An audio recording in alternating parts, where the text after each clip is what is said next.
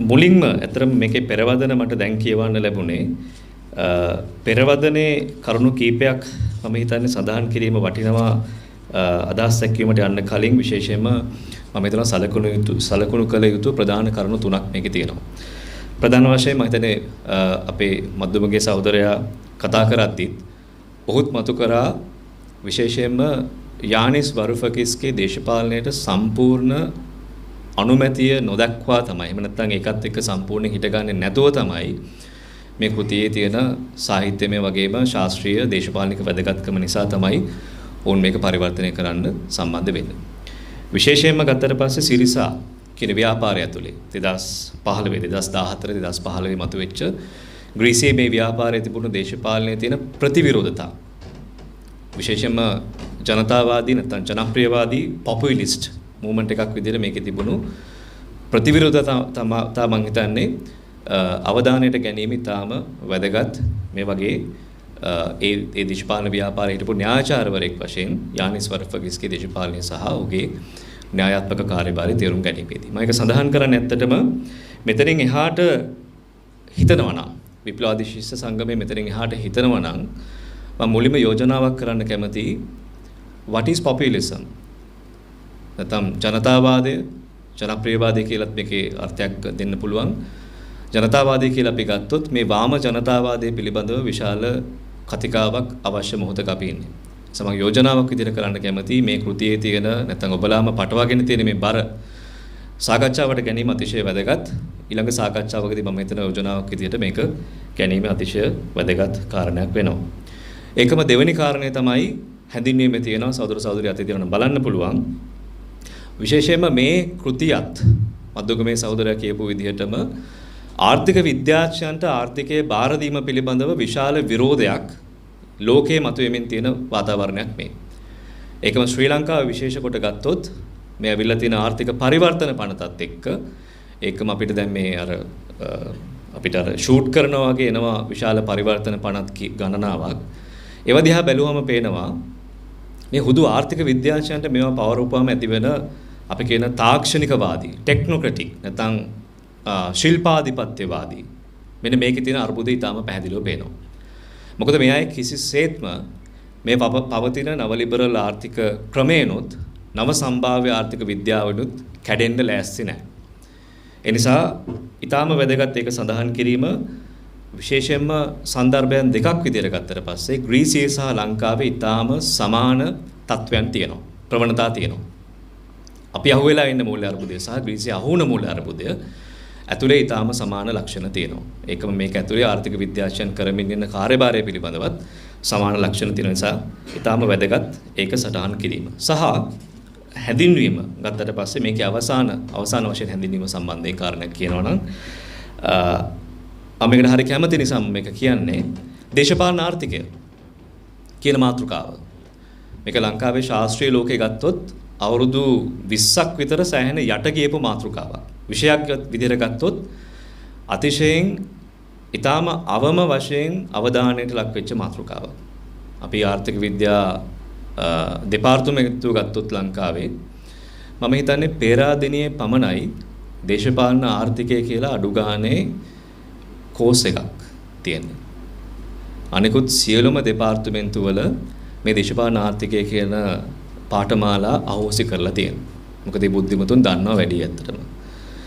උදාහරණයක් කියන්න මම මෙතන කිව යුතුයි කියලා මම හිතුවා මේ මාතෘකාව විශේෂයෙන්ම ආර්ථික විද්‍යාව පිළිබඳව යානිස් වරුෆකිස් කියන විවේචනයත් එක්ක මීට මාස 2කට හෝ 3කට කලින් තාජ් සමුද්‍ර හෝටලේ තිබුණා ශ්‍රී ලංකාවේ මේක ඕගනයිස් කරේ UGC එකෙන්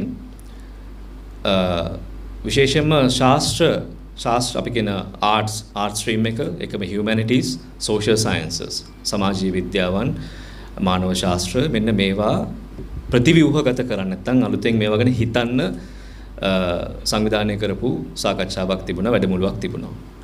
මේ වැඩමුළුවේ ආර්ථික විද්‍යාව පිළිබඳව වෙනම හැදුවා කමිටුවක්. මේ කමිටුවේ මහාචාර්යවරු ගණනාවක් හිටියා. එයාත් එක්ක මට විනාඩි 15ක් විතර වාද කරන්න සිද්ධ වුණා. ආර්ථික චින්තන ඉතිහාසය කෝකෝස් එකක්. මේ විෂය පාඨමාලාවල තියෙන කෝකෝස් එකක් කළ යුතුයි කියලා කියන්නේ විනාඩි 15ක් විතර තර්ක කරන්න ඕන. සබරගම විශ්වවිද්‍යාලයෙන් ආපු මහාචාර්යවරු දැඩි ලෙස කියා සිටියා ආර්ථික චින්තන ඉතිහාසයේ කිසිසේත්ම අවශ්‍ය විෂයක් නෙවෙයි කියලා. හරි. ඒ නිසා ඒ වගේ අවාසනාවන්ත තත්වයක අපි ඉන්නේ. නිසා මම හරි කැමතියි මේ පොලිටිකල් ඉකොනොමි දේශපාලන ආර්ථිකය කියන එක වැදගත් තේමාවක් විදිහට මතු කිරීම. මොකද මම හිතන්නේ දේශපාලන අර්ථයෙන් ගත්තට පස්සෙත් ඒකේ විශාල වැදගත්කමක් තියෙනවා. ශාස්ත්‍රීය අර්ථයෙන් ගත්තට පස්සෙත් විශාල වැදගත්කමක් තියෙනවා. මොකද මේ තියෙන සම්භාව්‍ය ආර්ථික විද්‍යාවවත් එහෙම නැත්නම් නව සම්භාව්‍ය ආර්ථික විද්‍යාවවත් මානව විමුක්තිය තහවුරු කරන විද්‍යාවක් නෙවෙයි. ඒක ඊටාම පැහැදිලිව ධනවාදයේ තියෙන ස්වභාවිකත්වය, අපි කියනවා නැචරලයිසේෂන් නැත්නම් ඒක නැචරල් ස්වභාවිකයි කියලා පිළිගන්න විද්‍යාවක්. ඒ නිසා අතිශය වැදගත් දේශපාලන ආර්ථිකය පිළිබඳව මෙන්න මේ කතිකාව නැවත අරගෙන එන එක. මගේ අදහස් දැක්වීමේ කොටස් කීපයක් තියෙනවා. මම උත්සාහ කරන්න මේ කොටස් අතර එහෙම දුවන්න. නමුත් ප්‍රධාන අදහස් දැක්වීමේ ප්‍රධාන කොටස තමයි මේ ස්ටෝරි ටෙලිං, කතා කීම කියන එක කොච්චර බරපතල ශක්තිමත් දේශපාලන ආයුධයක්ද කියන එක. Story telling as a weapon in politics කියන කාරණය. දෙවෙනි එක තමයි යානිස් වරුෆකිස් කන පිළිබඳව සහෝගේ දේශපාලනයේ මේ මෑත කාලේ ප්‍රවණතාවන් පිළිබඳව සහ ලංකාවට සම්බන්ධ කරුණු පිළිබඳව දල අදහසක් ඉදිරිපත් කිරීම. තුන්වෙනි කාරණය තමයි confession of economists කියන එක. දේශපාලන නැත්නම් ආර්ථික විද්‍යාඥයන්ගේ මේ මෑත කාලේ ඇති වෙලා තියෙන ප්‍රවණතාවක් තමයි පාපොච්චාරණය කරනවා. විශේෂයෙන්ම 2008න් පස්සේ බැලුවට පස්සේ අපිට අඳුර ගන්න පුළුවන් විශාල පාපොච්චාරණ ප්‍රමාණයක් ආර්ථික විද්‍යාඥයන් විසින් කරමින් ඉන්නවා. ඒ පිළිබඳව ඊටාම දල අදහසක් තුන්වෙනි කාරණේ විදියට. හතරවෙනි කාරණේ විදියට මම කැමතියි මේ පොතෙන් කරුණු දෙකක් යම් විදිහක ටිකක් විස්තර කරන ගමන් අභියෝගයකට ලක් කරන්න. මොකද ඒකට හේතුව මම මේකට කියන්නේ තේමාවක් විදිහට ගත්තට පස්සේ bourgeois fronts of liberation නැත්නම් bourgeois පන්තියේ විමුක්තිකාමේ පෙරමුණු කියලා. ඒ පෙරමුණු දෙකක් අපිට අඳුර ගන්න පුළුවන් මේ කෘතියේත් ඒක සඳහන් වෙනවා. පළවෙනි පෙරමුණ තමයි දේශපාලනයෙන් තොර මුදල් කියන එක. අපි කියත්තොත් ක්‍රිප්ටෝකරන්සි. දේශපාලනයෙන් තොර මුදල් විමුක්තිකාමී පරිවර්තනයක් සඳහා තියෙන ඉඩ ප්‍රස්තාවක් කියන අදහස. දෙවෙනි එක තමයි කෘත්‍රිම බුද්ධිය.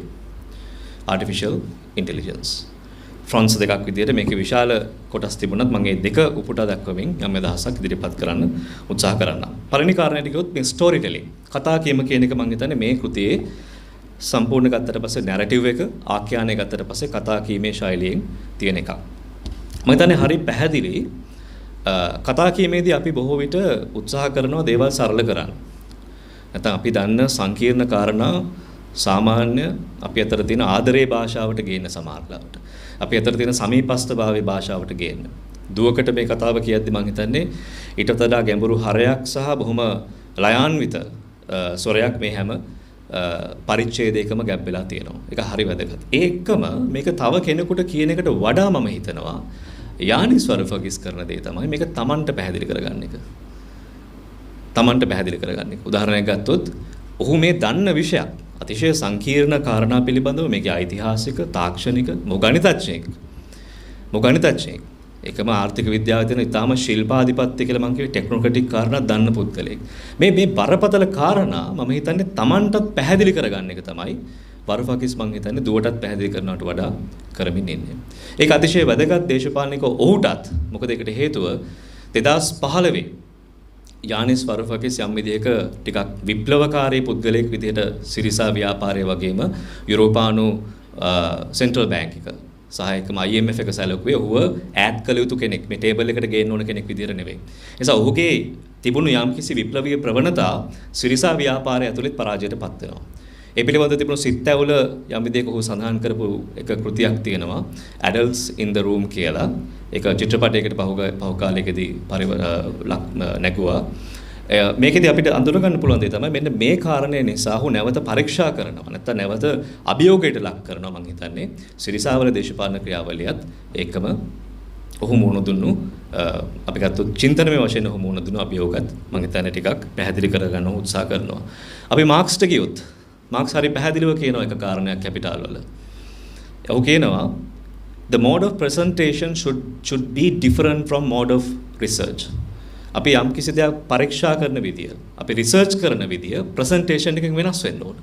රිසර්ච් එකේ භාෂාව කිසිසේත්ම ප්‍රසන්ටේෂන් එකේ භාෂාව වෙන්න බෑ. අපි ඒක දේශපාලනයට කියනවට වගේම ශාස්ත්‍රීය ලෝකයේ ඇතුළත් මේක පොදු දෙයක්. අපි යම් දෙයක් ගණිතය ආශ්‍රයෙන් ඩිටර්මයින් කරන නැත්නම් අපි කියන නිර්වචනය කරනවා නම් ඒකේ අපි අර සරලව ගත්තොත් මෙන්න මෙහෙම දෙයක්. තොරණේ පිටිපස්සයි තොරණේ ඉදිරියයි වගේ. ඒ නිසා මේක සම්පූර්ණ හරි ලස්සනට මේක කරනවා මේ යානිස් වරෆකිස්. ඒ සර්කිට් එක පෙන්වන්න නැතුව අපිට ඊටාම නිර්මාණශීලී එකම ආකර්ෂණීය පින්තූරයක් ඔහු පෙන්වන්න උත්සාහ කරනවා ධනවාදී ඉතිහාසය සම්බන්ධයෙන්, විශේෂයෙන්ම ධනවාදී ඉතිහාසය ඇතුළේ තියෙන ප්‍රතිවිරෝධතා සම්බන්ධයෙන්. දෙවෙනි කාරණේ යානිස් වරෆකිස් කවුද? යානිස් වරෆකිස් කියලා කියන්නේ ඊටාම පෘතුල අවබෝධයක් ආර්ථිකය පිළිබඳව තියෙන, ගැඹුරින් දේශපාලන අවබෝධයක් තියෙන, මේ මොහොතේ ලෝකයේ සෑහෙන පිරිසකට එකපාර කතා කරන්න පුළුවන් පුද්ගලෙක්. මේක හරි වැදගත් මේ පොයින්ට් එක. මේක මම දැක්කා මේ ඉන්ට්‍රොඩක්ෂන් එකෙත් තියෙනවා. ඊටාම කලාතුරකින් තමයි වමේ දේශපාලනය ඇතුලේ අපි පහුගිය කාලේ දැක්කේ ලෝකේ විශාල ප්‍රජාවකට එකපාර කතා කරන්න පුළුවන් පුද්ගලෙක්. යානිස් ඒ වගේ කෙනෙක්. උදාහරණයක් විදිහට ගත්තොත් යානිස් 2022 ශ්‍රී ලංකාව බංකොලොත්භාවය ප්‍රකාශ කරාට පස්සේ එක Twitter පණිවිඩයක් තියෙනවා. ඔහු කියනවා stay away from the IMF. Stay away from the IMF. Debt restructure is inevitable. Refuse predatory IMF loans that will fund capital flight and burden the poor with more debt. IMF එක පැත්තට යන්න එපා. අනිවාර්යයෙන් මේ ණය ප්‍රතිවගත කිරීම සිද්ධ වෙනවා. එකකින් වෙන්නේ ප්‍රාග්ධනය ඉවතට ගමන් කරනවා. එකම දැඩි බලපෑමක්, දැඩි පීඩනයක් තුගී ප්‍රජාව මත ඇති කරන්න නියමිතයි කියන එක. අපි ගත්තොත් පහුගිය කාලේ ඇතිවෙච්ච ලංකාව පිළිබඳව තේමාවල්, ආසියාවේ ධනවාදය පිළිබඳව තේමාවල්, යුරෝපයේ තියෙන ධනවාදය පිළිබඳව තේමාවල් විශාල ප්‍රමාණයකට යානිස් වරෆකිස් සමන්ගේ දායකත්වය දක්වලා තියෙනවා. නිසා හරි වැදගත් ඕකේ මෙන්න මේ මොහොතේ තියෙන කාර්යභාරය. දේශපාලනික එකඟතාවන් පිළිබඳව ප්‍රශ්න තිබුණත් මේ කාර්යභාරය මම හිතනවා ඉතාම වැදගත්. ඒ වගේ කෙනෙක් රැඩිකල් වාමාංශය ඇතුලේ යම් විදිහක සිටීම. යානිස් වරෆකිස් සෑහෙන ලියපු පුද්ගලෙක්. ඔහුගේ රිසර්ච් ආටිකල්ස් පිළිබඳව මම කතා කරන්න යන්නේ. නමුත් මෙතන රැස් වෙලා ඉන්න අයගේ අවධානය සඳහා මම කියන්න කැමති ඔහු විශේෂයෙන්ම 2023 ලිව්වා කෘතියක් ටෙක්නෝ ෆියුඩලිසම් කියලා. ටෙක්නෝ ෆියුඩලිසම් කියන කෘතිය. දෙවෙනි එක තමයි මම අර කලින් කියපු කෘතිය 2017 ඔහු ලියපු කෘතිය Adults in the Room My Battle with Europe's Deep Establishment කියන කෘතිය. අවසාන වශයෙන් ඊටම දැඩි ආර්ථික න්‍යායන් පදනම් කරගත්ත කෘතියක් ඔහු ලියන 1998. ඒ තමයි Foundations of Economics A Beginner's Companion කියන කෘතිය. ඒතර මේ කෘතීන් තුන ගත්තාම මම හිතන්නේ අවකාශ තුනක චලනය වෙන කෘතීන් මේ වගේ සංයුක්තයක් අපිට දකින්න පුළුවන් වුණාට විශේෂයෙන්ම අවසානයේදී මම කියපු කෘතිය දැඩි න්‍යායාත්මක පදනමකින් ලියපු කෘතියක්. නමුත් අනිත් දෙකම අපිට පේනවා පොපියුලර් ක්‍රවුඩ් එක ආමන්ත්‍රණය කරමින් ඒකම දේශපාලනය පදනම් කරගත්තින් ගනිමින් කරපු කෘතීන් දෙකක්.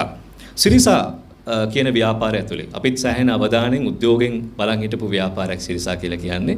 විශේෂයෙන්ම 2015 ග්‍රීසිය ඇති වෙච්ච 1998 ඉඳන් විතර තියෙන ණය අර්බුදයට මිලියන 300 ගානක විතර තිබුණු ණයක් තිබුණා IMF එකට සහ යුරෝපානු මහ බැංකුවට. මේ පිළිබඳව ඇතිවෙච්ච සංවාදයේදී නැත්නම් දේශපාලන ගැටුමේදී සංවාදයට වඩා දේශපාලන ගැටුමේදී මම හිතන්නේ දැඩි ලෙස යුරෝපානු මහ බැංකුවට විරුද්ධව හිටගත්ත කෙනෙක් තමයි යානිස් වරෆකිස් කියලා කියන්නේ. මෙතනදී අපිට හරි වැදගත් කාරණයක් හම් වෙනවා. ඒ තමයි යානිස් වරෆකිස් අසාර්ථක වෙන තැනක් තියෙනවා. සිරිසා ව්‍යාපාරයේ ඇතුළෙම හිටපු. අපි ගත්තොත් සිප්‍රාස් වගේ කෙනෙක්. තව හිටියා ඒක ඇතුළෙම ආර්ථිකය පිළිබඳව මැදිහත් වෙච්ච කීප බුද්ධිමතුන් කීප දෙනෙක්. මේ අයගේ තිබුණු අදහස් වලට විරුද්ධව නැත්නම් යුරෝපානු මහ බැංකුවත් සමග යා යුතුයි. IMF එකත් සමග යා යුතුයි කියන එකට විරුද්ධව හිට ගැනීමේදී මම හිතන්නේ මේ බැටල් එක මේ බැටල් එක වරෆකිස් පරදෙනවා. එතනින් පස්සේ ග්‍රීසිය ගමන් කරනවා දැඩි ණය ප්‍රතිවගත කිරීමකට. නැවත වතාවක් යුරෝපානු මහ බැංකුව සහ මූල්‍ය අරමුදල හරහා සිද්ධ වෙන ආර්ථික වැඩපිළිවෙලකට ගමන් කරනවා. අපිට පේනවා තවමත් ග්‍රීසියට ගොඩ එන්න බැරි වෙලා තියෙනවා. ග්‍රීසිය 2015 මේ රීස්ට්‍රක්චර් එකෙන් පස්සේ තමන්ගේ තිබුණු ආයතන 1000 ගානකට ආසන්න ප්‍රමාණයක් පෞද්ගලීකරණය කරලා තියෙනවා. දැන් බලාපොරොත්තු මොකක්ද? පෞද්ගලීකරණය කිරීම නිසා මේ වගේ විශාල ප්‍රතිලාභ ප්‍රමාණයක් ජනනය වෙයි කියලා. හැබැයි මේ වෙද්දිත් රිපෝට්ස් බැලුවොත් පේනවා මේ ආයතන තවමත් ලාභ ලබන එහෙම නැත්නම් ඊටාම ශක්තිමත් භාවයට පත් වෙලා නැහැ. එස අපි තේරුම් ගත යුතු කාරණයක් තමයි පෞද්ගලීකරණය කියන එක උත්තරයක් නොවෙන්නේ. ඒක පැහැදිලිව මේ තියෙන මැක්‍රෝ ඉකොනොමි එකේ සාර්ව ආර්ථිකයේ තියෙන පොදු පරිවර්තනයක් නැත්නම් පොදු පරාවර්තනයක් නැත්නම් සම්බන්ධයක් ඒක තුල තියෙනවා. ඒ නිසා බලාපොරොත්තු වෙන්න එපා එක කර්මාන්තයක් ඉහළ යෑම සමස්ත පද්ධතියම කඩාගෙන වැටෙන්නේ. එහෙම සිද්ධ වෙන්නේ අමිතික මූල්‍ය ආයතනවල විතරයි. අනිකුත් අපි ගත්තොත් නිෂ්පාදන ආර්ථිකය ගත්තොත් ඒ තලයේ ගත්තොත් සෑහෙන කර්මාන්ත ප්‍රමාණයක් බිඳ වැටෙනවා. අනිත් එක තමයි මම කතා කරන්න උත්සාහ කරන මේ පිළිබඳව ඉතාම කෙටියෙන්. මම මගේ කාලය අවසන් වෙගෙන යන නිසා පහුගිය කාලේ විශේෂයෙන්ම 2008න් පස්සේ ආර්ථික චින්තන ලෝකයේ ඇතිවෙච්ච ප්‍රධාන සංසිද්ධියක් තමයි ආර්ථික විද්‍යාඥයන් ඇවිල්ලා පාපොච්චාරණය කරන්න පටන් ගන්නවා තමන්ගේ විද්‍යාව පිළිබඳව. මේක හරිය ලස්සනට සිද්ධ වෙච්ච එකක් තමයි මේ පහුගිය මාසයේ ඇතුළත ඇංගස් ඩීටන් කියලා ඉන්නවා නොබෙල් ත්‍යාගය ලැබපු ආර්ථික විද්‍යාඥයෙක්.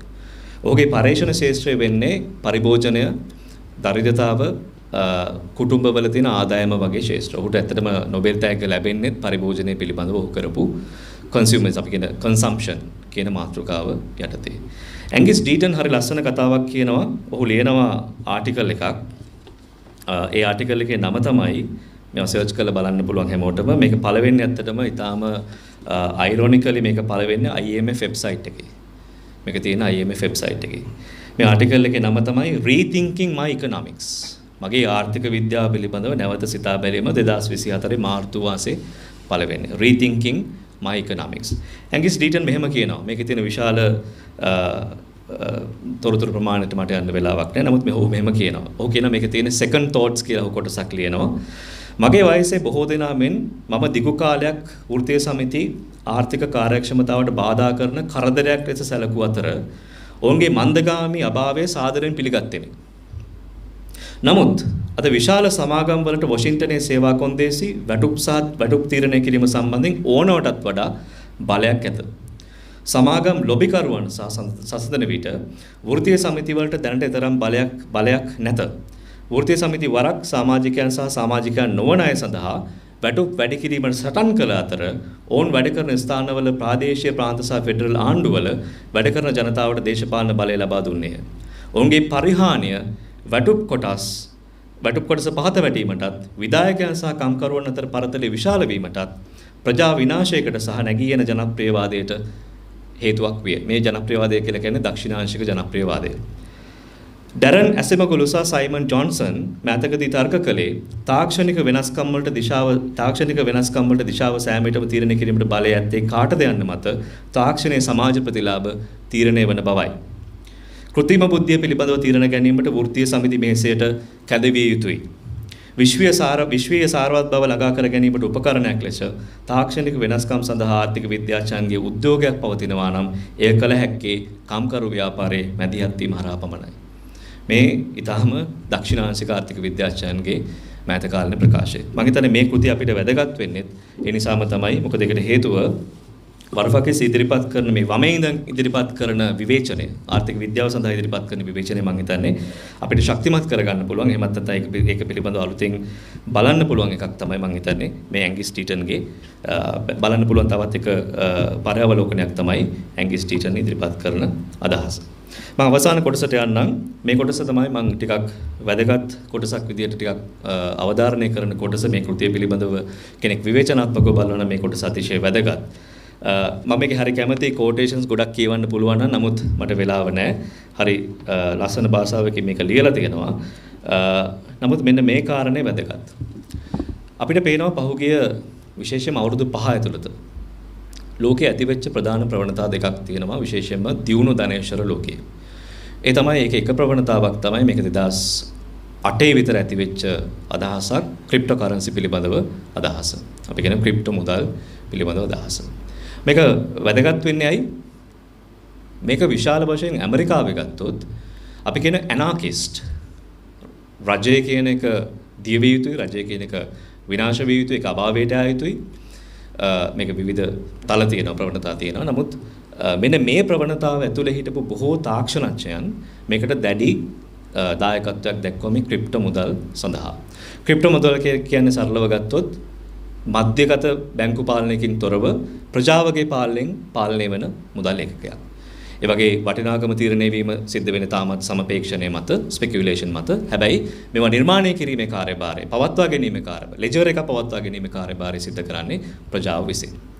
දැන් මේක ඇත්තටම සලකනවා තවමත් අපි කියන මේ ධනවාදයෙන් කැඩිය හැකි. නැත්නම් විමුක්තිකාමී පරිවර්තනයක් සහිත තත්වයක් කියලා. යානිස් වරෆකිස් මේකේ කියනවා ඔහු හඳුන්වනවා ඇත්තටම මේකේ ප්‍රශ්නය වෙන්නේ. එහෙම නැත්නම් මේකේ ප්‍රශ්නය ඇති වෙන්නේ ඇත්තටම මේ මුදල් නිර්මාණය කරන්න පුළුවන් සීමාවක් තියෙනවා. ඒ තමයි මිලියන 21යි ක්‍රිප්ටෝකරන්සි නිර්මාණය කරන්න පුළුවන්. මේකේ පොඩි වැරද්දක් තියෙනවා මම හිතන්නේ යානිස් කියන එකේ. ඕකේ 2032 විතර වෙද්දි මේක අවසන් වෙනවා කියලා. හැබැයි දැන් ගණන් හදලා තියෙනවා 2120 ගණන් වල තමයි මේ ක්‍රිප්ටෝකරන්සි සම්පූර්ණයෙන් නිර්මාණය කරලා ඉවර කරන්න පුළුවන්. ඒ කියන්නේ මේකේ ක්‍රිප්ටෝකරන්සි වල තියෙන රහස තමයි වැඩි පිරිසක් ක්‍රිප්ටෝකරන්සි නිෂ්පාදනය සඳහා එන විට ක්‍රිප්ටෝකරන්සි එකක් හදන්න යන කාල සීමාව වැඩි වෙනවා. එතකොට පහුගිය කාලේ ඇතිවෙච්ච මේ පිබිදීමත් එක්ක මේ සම්පූර්ණ ක්‍රිප්ටෝකරන්සි ප්‍රමාණය වැඩි කළ සම්පූර්ණ නිර්මාණය කළ හැකි 2120 ගණන් වල තමයි. එතකොට යානිස් කියන කාරණේ පොඩි දුර්වලකමක් තියෙනවා. ඒ තමයි ඔහු කියනවා ක්‍රිප්ටෝකරන්සි වල තියෙන ප්‍රධාන දුර්වලකම තමයි මේක අන්තිමට මුද්‍රණය කරලා අවසන් කරන නැත්නම් නිර්මාණය කරලා අවසන් කරනවා. හැබැයි ක්‍රිප්ටෝකරන්සි වල තියෙන රහස ඒක නෙවෙයි. රහස තමයි මේකට හැකියාව තියෙනවා වැඩි පිරිසක් මේකට ආකර්ෂණය කර ගැනීම සඳහා ආයෝජන හෝ සමපේක්ෂණ හෝ නිෂ්පාදන අර්ථයෙන් මේකට වැඩි පිරිසක් ආකර්ෂණය කර ගැනීම හරහා මේක නිර්මාණය කිරීමේ කාල සීමාව තවත් දිග්ගස්ස ගන්න. ඒ නිසා එතන පොඩි මම හිතන්නේ දුර්වලකමක් තියෙනවා යානිස් කියන අදහස. අපිට ඕනනම් සාකච්ඡාවේදී මේක මම විස්තරාත්මකව සඳහන් කරන්නම් අවශ්‍ය කෙනෙකුට ඒක සාකච්ඡාවට ගන්න. දෙවෙනි අදහස තමයි මම හිතන්නේ යානිස් දැඩි ලෙස සෑහෙන පරිච්ඡේද ප්‍රමාණයක් මේක සංවර්ධනය කරන අදහසක් විදිහට තාක්ෂණය කියන කාරණය. මම හිතන්නේ ඒක හරි ලස්සන චැප්ටර් එකක් පාවිච්චි කරනවා මාක්ස් සහ මෙට්‍රික්ස් වගේ එකක් මට මතක විදිහට මාක්ස් සහ මෙට්‍රික්ස් වගේ චැප්ටර් එකක් තිබුණා කොටසක් තිබුණා. ඒකෙදී ඔහු ඇත්තටම සඳහන් කරනවා මෙට්‍රික්ස් කියන චිත්‍රපටය සම්බන්ධයෙන් මම හරි කැමති පරිච්ඡේදයක් ඒක. ඒකෙදී අපිට අඳුර ගන්න පුළුවන් ඒකේ චැප්ටර් එකේ නම තමයි The Matrix සහ Karl Marx කියන කොටස. ඒකෙදි මම දැන් හැමෝම බලලා ඇති මෙට්‍රික්ස් කියන චිත්‍රපටය.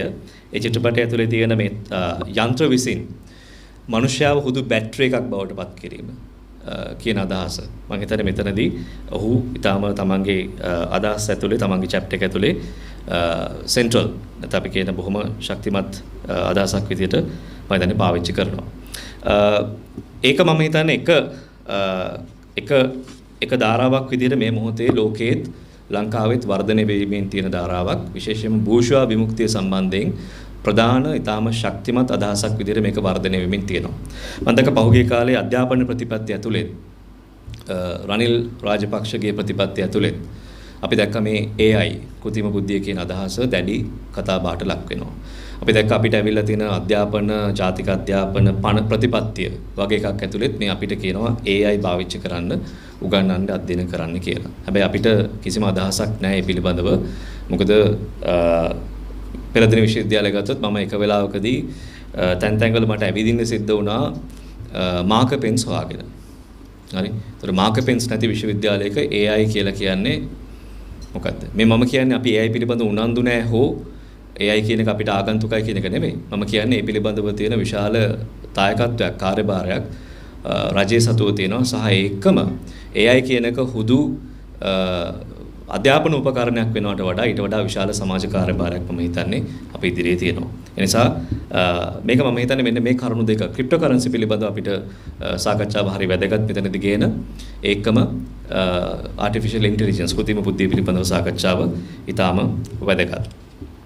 මට තව කරුණු කීපයක් තියෙනවා සඳහන් කරන්න. නමුත් මම මෙතනින් අවසන් කරන්න මෙන්න මේ කාරණය සඳහන් කරනවා. පොතේ තැන් කීපයක් මම කැමතියි කියවන්න. මම හිතනවා ඒක වැදගත් කියලා. විශේෂයෙන්ම මෙන්න මේ වගේ දෙයක්